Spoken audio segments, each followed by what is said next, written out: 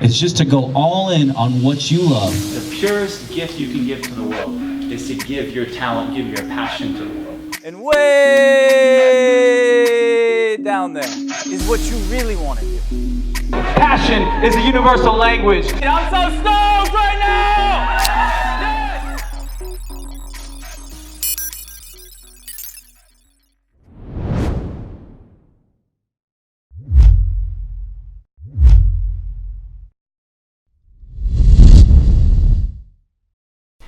What's up, guys? It's Cash broadcasting live from the Be Somebody Global HQ here in Austin, Texas. We are here with episode 3 of our new podcast series called All In. Thank you for your support on the last 2 episodes. I am so pumped up to talk about today's topic. If you guys remember last episode, we talked about the 3 revolutions that are necessary for us to build the world's first and only platform that connects people based on shared passion. We talked about the educational revolution that's necessary, the economic revolution that's necessary, and the social revolution. And today I wanted to dive in on the one that I'm personally the most passionate about, and that's education, right? Education, because the educational system is the least passion-centric system of our time, all right? It's the least passion-centric system of our time. It's all about putting kids in boxes. It's about defining and confining them. It's more about conforming than informing, right? It's about if you don't fit this mold, you're not good enough, or you don't belong, or you need to change who you are to be right here in the middle. It's about canceling out the outliers and the people that, are on their own paths and putting them on the straight and narrow, right? And I want you to think about this because this has been talked about for a long time. The most watched TED Talk of all time, right? The most watched TED Talk of all time, 2006, Sir Ken Robinson talked about the revolution that's necessary in the field of education. He talked about how schools kill creativity, right? 33 million people, 33 million views on that video, right? 33 million views almost 10 years ago, listening to this powerful, eloquent man talk about how schools kill creativity, how we need to change the system before it corrupts the potential for ideas and entrepreneurship in our society, right? And in 10 years, not much has changed. It's actually gotten worse. It's still being centered on standardized testing, right? Our educational system from kindergarten through college is about standardized testing. It's about pushing people towards the center instead of letting them find their own way. There's been a few innovations that have come up right now. If you guys know a term called MOOCs, M-O-O-C, and it's massive open online courses, right? Some of you guys probably taken them. The MOOC explosion is happening right now. What that means is I can sit here in Austin, Texas, and I can get a lecture online from a professor at Harvard, right? Or you can sit in the Philippines, in the middle of Manila, and listen to a class that's taught by a professor at Stanford, right? And the MOOC explosion is real and it's helping, but it's missing this component of being in person, of talking and connecting with people, right? I mean, I don't know anybody whose life was changed from a webinar, and I would say the 3 least inspiring words in learning are courses, classes, and curriculum. Because the best way to learn is through experiences with inspiring, talented people. It's always been the best way to learn. And for me personally, I went through the traditional path of education. I made good grades in school. I went to the University of Texas right down the street here in Austin. I followed what I was supposed to do. But to be honest with you, I learned everything that I learned in college was outside of the classroom. I was active in student government. I founded a fraternity. I was active in philanthropy and in service. And when I got my first job, 95% of the questions that I got asked in my interviews were all the leadership activities I did outside of the classroom, everything I learned outside of the classroom. It was those experiences that helped me get that first job. The college experience is what molded me for the future ahead, both on the professional front and the personal front, right? The college experience was powerful. The college education, as we know it and as we talk about it, I don't know if it was worth it, right? And we'll talk about that, because if you think about it, even in my own family, my older brother, the traditional path worked out for him. He wanted to be a doctor, right? Since he was 6 years old, he wanted to be a doctor. He wanted to help people. And he went through the traditional path of education. He followed his passion, spent 15, 16 years in school, from college to medical school to residency to fellowship, and right now he's a doctor here in Austin, Texas. He's a cardiologist, probably the best in the city, maybe the best in the world. My bro, living his passion. And that's my older brother. He's 18 months older than me. I have a twin brother, Rick. He's 5 minutes younger than me. He's a little shorter than me, but a hell of a lot cuter. And the system didn't work out for him. He's an artist. He loves to create, he loves to animate, he loves to design, and his mind thinks differently than the boxes that people try to put him in. And after about a year trying to make it through the system in college, he ended up dropping out, becoming a freelancer, trying to find his own path. And a lot of people didn't look like that, didn't treat him as though he was successful because he didn't follow the right path. And now he's our chief design officer at besomebody. He creates all the beautiful designs and graphics and animations that we put out every day, every week. So in the same family, the system worked for one of us, didn't work for one of us, and for me, it worked on the service level, but not on the personal fulfillment level, right? But the same thing that came back for all three of us is it's about experience, right? Think about it, back in the old days, if you want to be a blacksmith, you didn't go to Blacksmith University, right? You found the best blacksmith in the city, and you learned from him. You became an apprentice, and he taught you. And that's how you learn, and that was powerful. That's still happening today in the world of arts and entertainment and entrepreneurship. Think about musicians and artists. It's who'd you learn from, who'd you study under, who'd you travel with.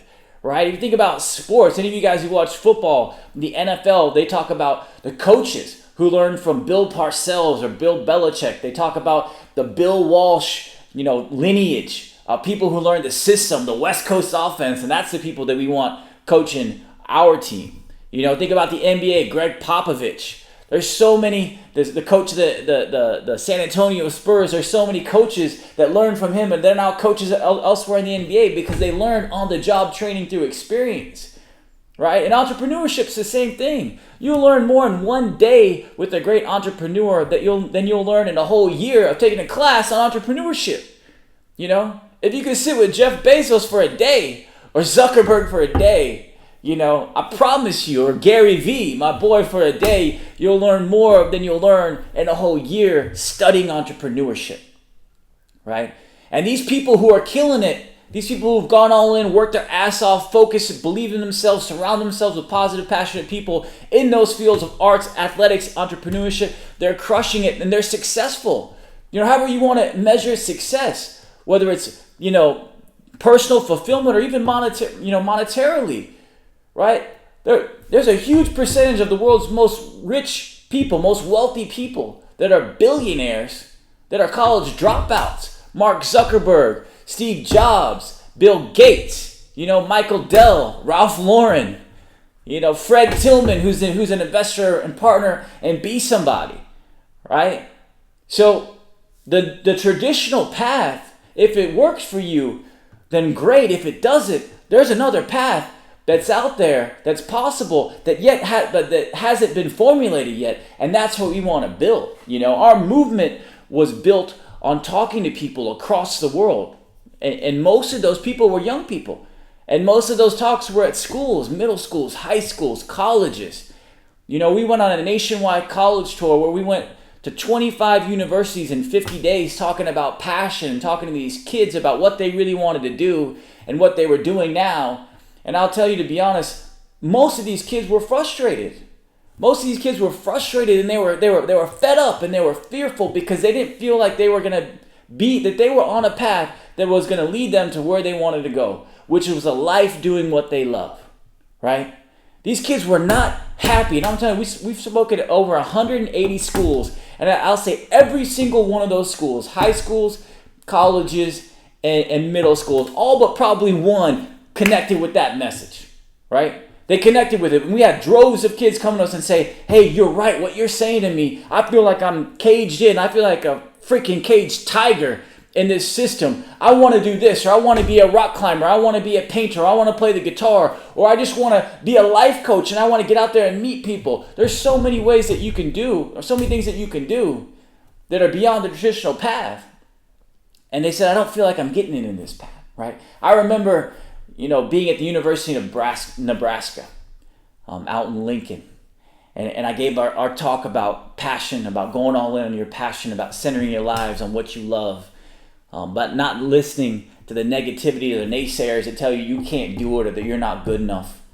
And I talked for about half an hour, and then this great young kid came up to me, this good-looking, tall dude, really yoked, 6'4" guy. His name was Nate Schimmel. And Nate's now become a great friend of mine. Nate's 21 years old. He came up to me afterwards and he was like, hey man, I've been following the Be Somebody movement for the last couple of years. I saw your video on the edge of that cliff in Austin calling bullshit, and I called myself out and I started to center my life on what I want to do. I want to live my life centered on my passion. And I was like, oh man, Nate, that's so awesome to hear that. Thank you for sharing that with me. What are you passionate about? What are you passionate about? And he goes, skydiving. He said skydiving. I'm like, dude, I used to work for GoPro. We had the GoPro bomb squad, 3 of the best, dopest skydivers on the planet. And those are my boys. Marshall Miller, Neil Amundsen, Jesse, we could connect you. Or I could connect you with those guys. And he was like, his eyes lit up and they got really big. And he was like, no way. The bomb squad, Marshall and Neil and Jesse. I was like, yeah, dude, those are my friends. And side note, when we opened up this office last year, those 3 guys came and they were at the grand opening. So I was like, yeah, man, I know those guys and I'm going to connect you, right? So you guys can rap out and you guys can talk and maybe go on a couple dives together. And he was like, that would be so amazing. And I said, all right, look, Nate, I'm going to connect you. But before I do, let me ask you something, right?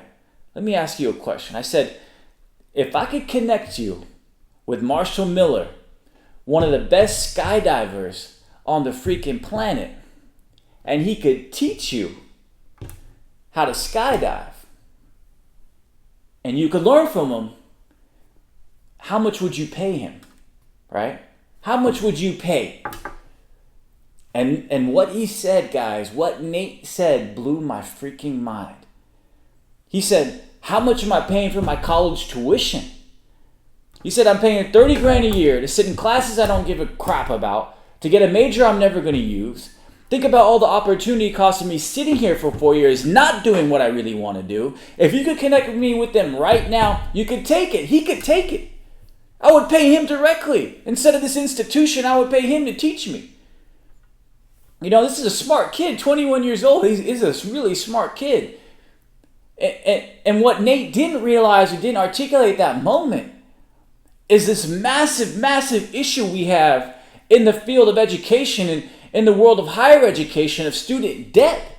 What Nate didn't articulate is that he's walking out of school in 4 years, 100 grand in debt.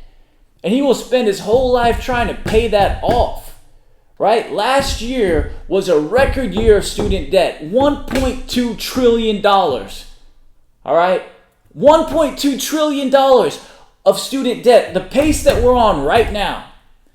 In 10 years, student debt in this country is going to reach over $6 trillion. Massive. Massive. And of the people that are graduating in 2014, 25% of college graduates were unemployed or underemployed. Meaning they didn't have a job, or they had to be honest, a crappy job that didn't meet their qualifications. Right? And then out of the remaining 75%, half of them had jobs that didn't even require a bachelor's degree. And they're still spending 100 grand to get this job that on average pays about 40 grand a year. And they're 100 grand in debt. They're paying $1,000 a month for decades in a job they don't give a shit about. This happened before. This type of overvaluation of an entity, of an industry, massive lending and loaning. It was the housing market. The housing market crashed. This reminds us of the past, which we should have learned from when the housing bubble burst in 07 and 08. Before that, the dot-com bubble burst in the 90s. The valuations of the college experience or the college education is way too high. Tuition is skyrocketing. People are getting loans like crazy. On average, people are taking out between $50,000 to $100,000, whether you're in undergrad or graduate school. You're amassing all this debt. You're not going to be able to pay it off. And if you do, 9 out of 10 times the people that I've talked with, and I want you guys to talk to people too, the people that get these loans aren't in jobs that they love. They're not doing what they want to do. They're doing what they got to do to pay off that debt. It doesn't make sense. That bubble, the student debt bubble, is about to burst. It's going to burst, guys. And what people don't realize is that education isn't about what school you go to.